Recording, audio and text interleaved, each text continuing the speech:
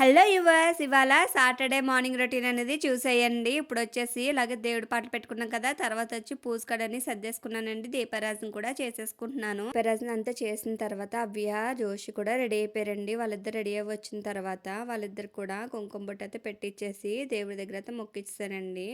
ఇలా దేవుడి దగ్గరంతా పూజ అంతా కంప్లీట్ అయిపోయిన తర్వాత వంట అయితే స్టార్ట్ చేయడం అయితే చేస్తానండి. ముందు రైస్ అనేది కడిగి పెట్టేసాను.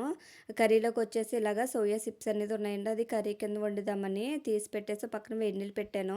నీళ్ళు మరిగిపోయిన తర్వాత ఆ చిప్స్ అయితే అందులో వేసేసి కొంచెంసేపు ఉంచేసానండి. ఈ వాటర్ అనేది వంపేసుకుని పక్కన పెట్టేసుకున్న పక్కన రైస్ అయిపోయింది. కర్రీ తాలింపు కూడా పెట్టేసుకున్నాను. తర్వాత వచ్చేసి వాషింగ్ మిషన్‌లో బట్టలు వేసాను. అవి ఇంకా అవుతున్నాయి. కర్రీ చూస్తున్నారు కదా! పక్కన ఉడుకుతూ ఉన్నది.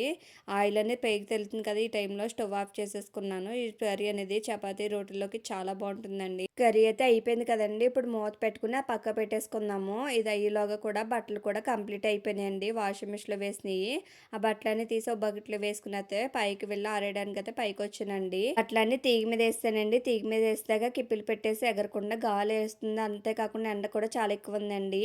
ఇలా అయితే బట్టలు ఆరేస్తాను. ఈ వీడియో వస్తే సబ్స్క్రైబ్ చేసి సెక్షన్ ఫర్ వాచింగ్.